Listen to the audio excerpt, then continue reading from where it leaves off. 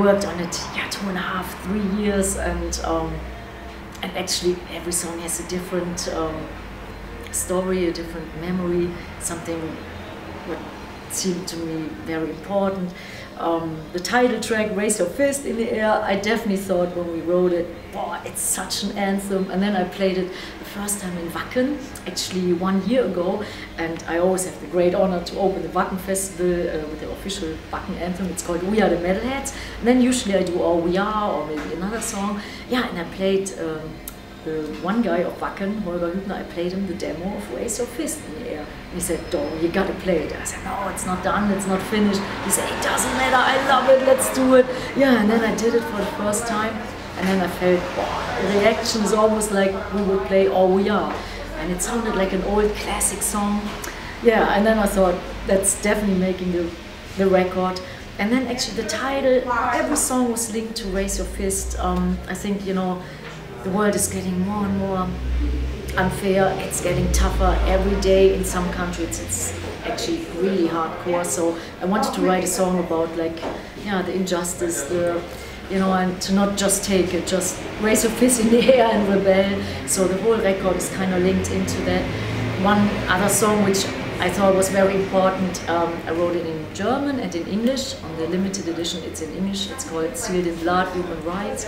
And in German it's called Freiheit, that means freedom, human rights, and that's a song, yeah, for human rights and about human rights, and I dedicated it to Terre de Femme. It's an organization, Terre des Hommes is the big organization, and Terre de Femme, they especially take care, yeah, of problems what, yeah, female, you know, female human beings have, like definitely, like, you know, younger, you know, girls in some countries. It's definitely not the case that you can be as free as you want. I was always free to say and sing whatever I wanted, and in some countries it's impossible. So I think there's a lot of, you know, work still to be done, and I want to support it. So that was one of my favorite songs. And yeah, and there's some ballads on it. One is a duet with Lemmy of Motorhead, and I love Lemmy so much, and he means so much to me, and he was an angel to me. One time, it was actually around 2000, my dad died, and my dad was my best friend. I loved him so much, and I still love him so much. And when he died, I was very, very sad, and I felt really desperate. And one day later, Lemmy called me on my cell phone, because I wrote him a letter months before that, and I said, well, you know, can we write a song together or do something together? So he called me one day later, and then I told him what happened, and I said, Lemmy, I don't even want to do anything anymore. And he said, oh, Doro, then we should definitely do something together, because you sound really sad. Let's do something, you know, it takes your mind off the heavy stuff. And then we did, and so I must say, you know, he was definitely an angel to me. And yeah, now 12 years later, I asked Lemmy again if he wants to, you know, yeah, sing this one song. It's called It Still Hurts, and I think it's a beautiful duet.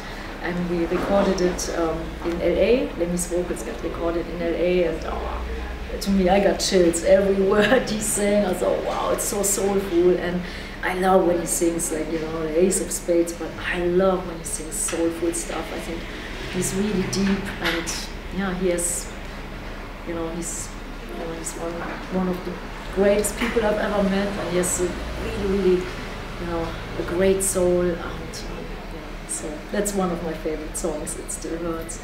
Yeah, and so many other songs, like, I think it's a good balance from anthems, old school metal songs like Revenge, Take No Prisoner, Little Headbanger. The German title is called Nackenbrecher. Nackenbrecher means neck breaker. And yeah, it has some great ballads and some great guests. Lemmy on It Still Hurts, and Gus G, he plays on Last Man Standing, Grab the Bull. And that was like a great honor, and I always love great guitar players and great guests, so I would say the whole record is well-rounded, and it rocks, but it has some deep messages too, and every song can stand for its own. And one of my favorite songs, and it was the first song I wrote for this album, is a song for Ronnie James Dio, to give thanks and honor and respect, and the song is called Hero, and I thought, you know, when you listen to it, you will feel it. And I think Dio was the ultimate to us and to many, many millions of fans. So the song Hero, that was like when it all started. And I hope Ronnie likes it. I'm pretty sure all the fans, they seem to love it. We played it a couple of times live, and it's always, it's very emotional.